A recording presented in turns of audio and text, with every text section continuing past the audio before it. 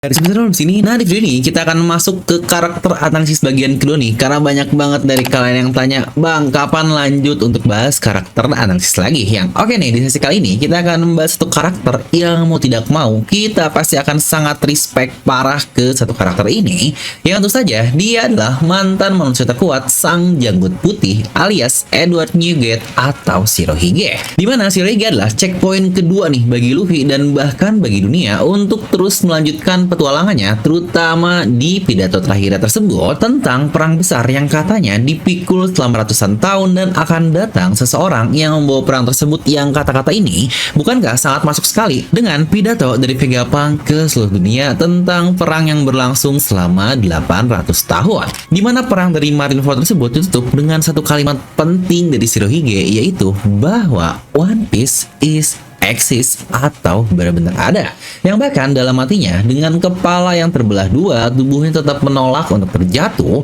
sosok yang luar biasa yang membasmi habis musuh-musuhnya dan bahkan disebut sebagai seorang monster. Dalam pertarungan terakhir tersebut, Shirohige menerima 267 luka pedang, 152 tembakan peluru dan 46 tembakan meriam, tapi tetap dengan kebanggaannya sebagai seorang pria, yaitu punggungnya tidak ada terluka sama sekali sebagai tanda dari seorang pengecut. Jika kita membutuhkan sosok yang dihormati dalam segala perbuatannya, inilah dia Edward Newgate aka Shirohige.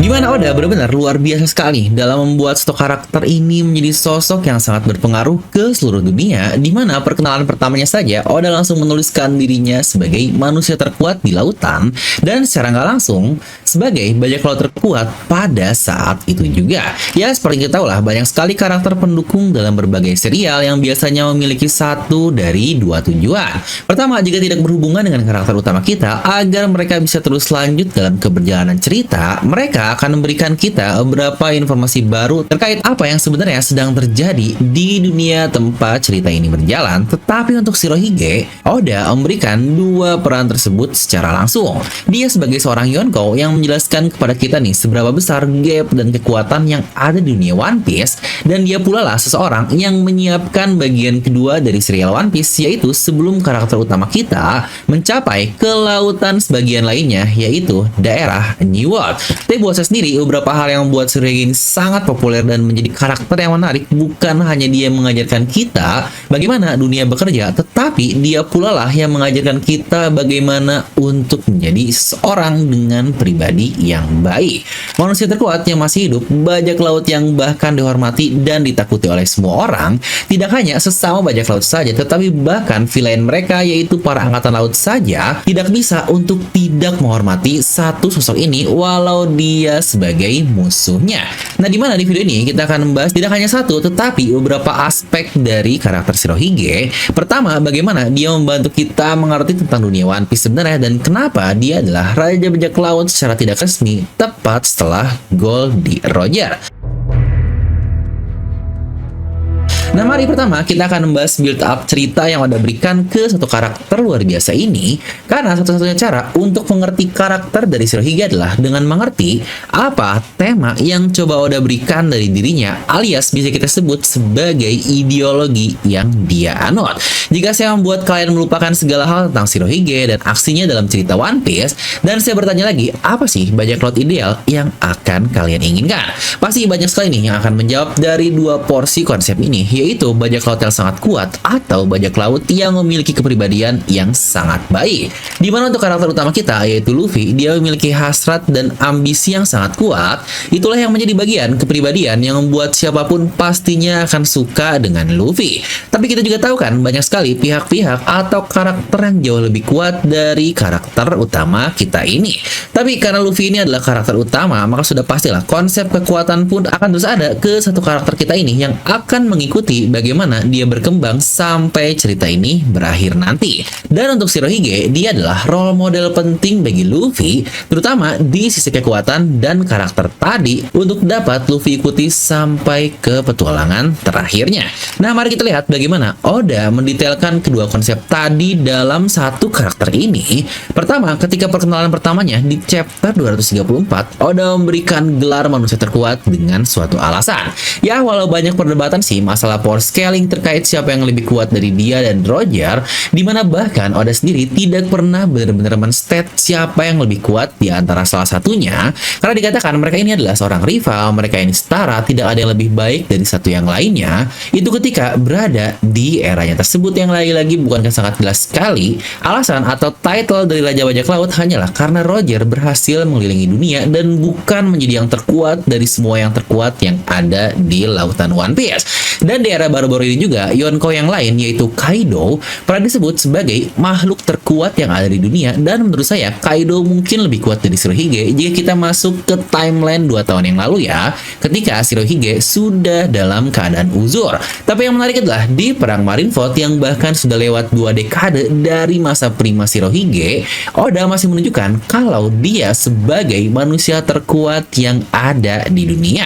Dimana ini adalah titik poin valid yang Oda sendiri state langsung terkait satu karakter ini. Dan titik awal yang mungkin bisa kita simpulkan adalah kemampuan fisik luar biasa yang kita bahas di awal tadi. Dia menerima berbagai serangan tetapi masih tetap berdiri. Tetapi selain fisik yang luar biasa, dia pula memiliki haki yang super duper gila yang bahkan bisa menyimbangi Roger di masa primanya. Dan tidak hanya itu, dia memiliki buah iblis yang sangat gila juga, yakni Gura-Gura no Mi, yang membuatnya menjadi manusia getaran atau gempa yang Sengoku bilang kemampuannya saja bisa menghancurkan seluruh dunia. Dan tidak hanya itu, bahkan senjata yang dia gunakan yaitu Naginata yang bernama Murokamugiri ini adalah salah satu pedang yang masuk ke Saijou Owazamono atau 12 pedang terbaik di dunia. Yang bukankah dari sini saja bisa kita lihat betapa sempurnanya satu karakter ini, karena semua aspek power system yang ada di dunia One Piece dimiliki oleh dirinya. Untuk fisik, oke lah, dia ini entah masuk keras apa karena memiliki tubuh yang sebesar itu. Dia pula menguasai semua jenis haki yang masuk ke power system di One Piece juga, dan dia juga memiliki buah iblis Paramecia yang menjadi power system utama sejak chapter 1 dari One Piece, dan terakhir senjata alias pedang yang masuk ke 12 terbaik. Yang bukankah ini sangat gila sekali? Bahkan dari semua hal yang terjadi di Marineford, entah itu Akainu atau Kurohige, Shirohige ini selalu bisa nih untuk membalikan keadaan padahal dirinya dalam keadaan terluka parah, dan bahkan tidak hanya luka, dia pula punya penyakit yang bahkan menjadi konten utama dari buruknya performa Shirohige di perang Marineford tersebut, yang hal ini pun berkali-kali Marco mention ya, kalau Oyaji sudah semakin tua, yang biasanya serangan mendadak dari Squardo pun pasti dapat dia hindari jika dalam keadaan fitnya. Ingat ya, sekali lagi, haki akan bekerja secara optimal jika user dalam keadaan baik, dalam keadaan fit, dimana hal ini pun terlihat dari beberapa kali, dan bagaimana haki tidak aktif ketika usernya dalam keadaan super capek, sedang tidak fokus, atau bahkan dilemahkan, seperti case batu laut yang kita lihat ketika di penjara Udon. Jadi haki butuh stamina dan fokus penting nih untuk dapat mengaktifkannya, dan dalam keadaan Shirohige yang sakit dengan tubuh yang tidak fit, tentu saja hakinya tidak akan sebaik ketika dia dalam keadaan prima atau dalam keadaan fit. Karena bagaimana kita melihat sendiri ketika dulu prima dia bisa beradu melawan Oden lah, atau juga bahkan Roger lah, yang mereka berdua kekuatannya bahkan diakui oleh hampir semua orang dan menyebut mereka sebagai seorang monster. Dan di luar kemampuan yang dia miliki tersebut, Shirohige juga seseorang yang hebat dalam sisi strategi dan taktik. Terlihat sebagai seorang Yonko, dia memiliki armada yang sangat besar, dan bahkan tidak hanya armada yang dimiliki, melainkan aliansi yang jumlahnya pun tidak kira-kira. Yang saya yakin pasca eksekusi dari Roger yang mengakhiri nih rivalitas di antara mereka berdua, yang juga Shirohige ini memiliki bounty terbesar kedua di dunia setelah Roger, dengan kemampuan, pengaruh, dan militernya dipadukan dengan kontrol taktik yang dia miliki, pada akhirnya Shirohige ini mengontrol banyak sekali bagian yang ada di dunia One Piece dan menjaga keseimbangan yang ada. Yang terlihat sekali kan seberapa luar biasa pengaruh yang dia miliki sebagai sosok Shirohige. Karena seperti yang kita lihat, pasca perang dari Marineford dan kekalahan dari bajak laut Shirohige, kita langsung melihat bagaimana dunia dalam keadaan parah, chaos, peperangan terjadi di mana-mana, karena keamanan dalam tanda kutip dari nama Shirohige ini hilang setelah kematiannya. Dan dari sisi peninggalan atau legacy nih yang Shirohige tinggalkan pasca kematiannya di Marineford tersebut, di mana menurut saya banyak sekali yang kurang mengerti scenes itu. Banyak sekali pas dari kalian yang hanya melihat hasil akhir dengan bilang, ya elah mau squad apapun juga, toh dia kan kalah di Marineford, masa melawan angkatan laut gitu saja dia nggak bisa. Tapi saya sendiri melihat Oda sejak awal sudah sangat jelas sekali kalau dia memang tidak akan membuat Shirohige ini selamat dari perang tersebut, atau dalam kata lain, Marineford akan menjadi kuburan bagi dirinya. Dia memang bertujuan untuk memutus semua hal yang berhubungan dengannya di perang tersebut, sesuatu yang membuatnya untuk terus hidup selama ini. Di mana Shirohige sendiri sudah sakit cukup lama kan, dan dia memutuskan untuk bertarung melawan sosok besar di pertarungan terakhirnya. Ya tidak peduli lagi dengan keadaan tubuhnya yang memang sudah semakin memburuk. Karena tujuan utama dari perang tersebut, seperti yang kita tahu, Shirohige akan mewariskan hasratnya kepada seseorang yang siap membawa era dunia terus berjalan, dan dia pun memilih Ace sebagai penerusnya, sosok yang akan menjadi Raja Bajak Laut berikutnya dan mengikuti jejak ayahnya langsung, yaitu Goldie Roger. Ya lagi-lagi walau tidak ter-highlight secara jelas, tapi hal ini pun sudah langsung dikatakan oleh Sengoku kalau ada alasan Angkatan Laut tidak bisa menyentuh Ace karena pengaruh Shirohige lah yang benar-benar menjaganya agar tidak tersentuh.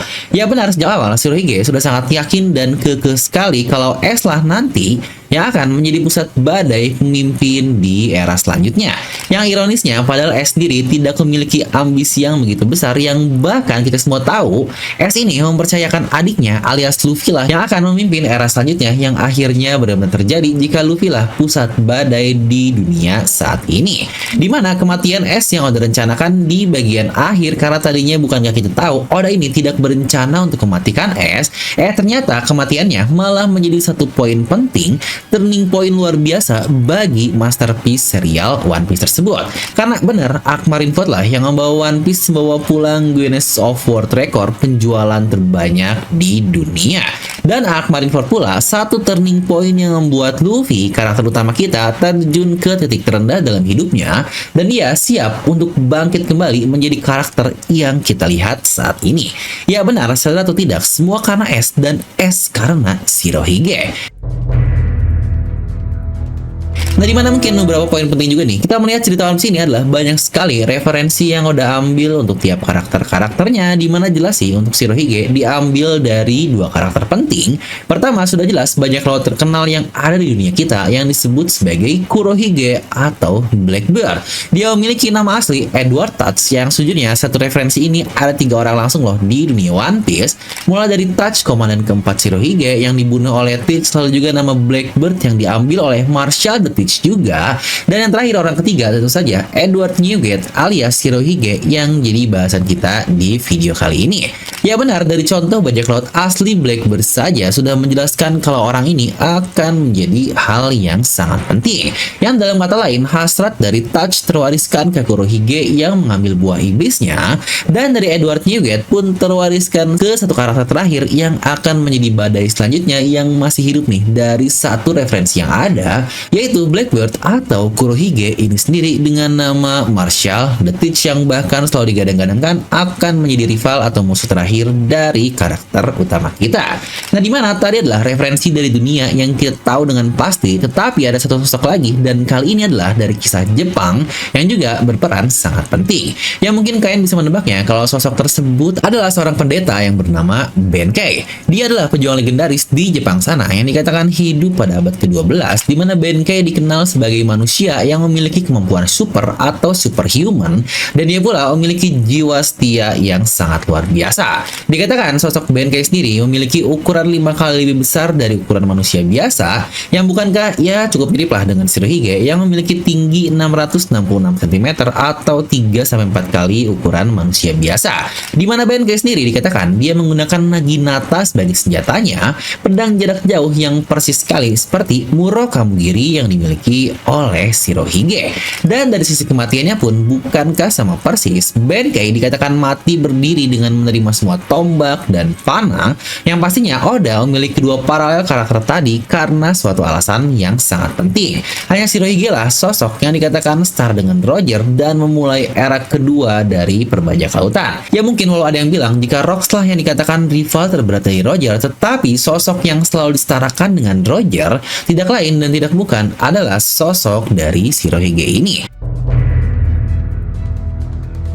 Dan dengan semua kekuatan power yang Shirohige miliki, akan cukup mudah baginya sebenarnya untuk menjadi Raja Bajak Laut berikutnya setelah Roger, yaitu pergi ke Loftel dan menemukan One Piece. Tetapi kita sendiri sudah tahu jawabannya jika Shirohige tidak tertarik sama sekali akan hal tersebut. Roger yang notabene sesama bajak laut alias musuh saja, dia bahkan mau loh memberitahu secara cuma-cuma kepada Shirohige tentang lokasi keberadaan dari One Piece, tetapi bahkan Shirohige pun menolaknya. Bukan karena dia mau bertualang seperti Luffy yang gak suka di-spoiler untuk masalah petualangannya, tetapi kita semua tahu kan kalau tujuan dari kehidupan Shirohige, tujuan dari pelayarannya hanya untuk menciptakan keluarga, karena bukankah harta terindah adalah keluarga, anjay. Dimana keluarga menurut Shirohige kemungkinan adalah One Piece-nya, sesuatu yang selama ini dia kejar. Makanya di awal saya bilang Shirohige adalah Raja Bajak Laut tidak resmi, dimana dia tidak pernah peduli akan hal seperti itu walau dia tahu hal tersebut penting untuk mengubah dunia. Dan ingat juga kata-kata terakhirnya terkait perang besar yang akan melawan pemerintahan dunia dan sudah terjadi selama berabad-abad lamanya. Di situ Shirohige tahu betul tentang apa yang terjadi di abad yang hilang. Dia pula pasti tahu betul tentang apa arti dari D, karena Roger sudah menceritakan hal tersebut kepadanya, yang bukankah ini sangat menarik sekali, karena di chapter terbaru, Oda lagi-lagi memutus apa yang akan dimaksud dan apa tujuan dari orang-orang penyandang nama D ini. Yang baik lagi nih, ada alasan kuat kenapa Shirohige pada akhirnya tidak memiliki ambisi yang tinggi seperti orang-orang lainnya. Bahkan Roger sendiri punya ambisi untuk mengelilingi dunia, bukan? Makanya dia bisa memiliki bounty yang sangat besar, karena ya secara langsung Roger ini berbahaya bagi pemerintah. Tetapi Shirohige dia tidak banyak melakukan apa-apa loh, tetapi bounty-nya bisa kedua yang terbesar. Bahkan kita juga melihatkan di flashback dari Oden, Shirohige menolak krunya untuk menyerang kapal angkatan laut, alih-alih alasannya karena mereka adalah organisasi besar dan percuma untuk menyerangnya. Padahal sebenarnya kita juga tahu kalau Shirohige ini adalah orang baik yang tidak menginginkan pertumpahan darah secara sia-sia. Makanya dia juga tidak mau serta-merta menyerang Wano Kuni, karena ya selain Kaido yang sangat kuat, pasti akan terjadi pertumpahan darah juga yang sia-sia. Dan dari semua perbuatan yang selalu menghindari peperangan dan menjaga keseimbangan dunia, pemerintah tetap memberikan harga kepalanya sebesar 5 miliar berry.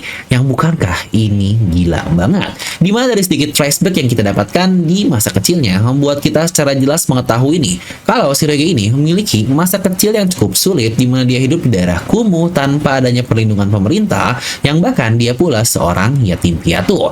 Makanya dia akhirnya memutuskan untuk memiliki keluarga saja, yang bahkan dengan krunya yang menganggap dia sebagai ayah yang baik saja sudah jauh lebih dari cukup dari semua hal yang dia miliki di dunia ini. Hasrat baik dan tujuan mulianya itulah yang membuat Shirohige akhirnya sangat dicintai oleh semua krunya.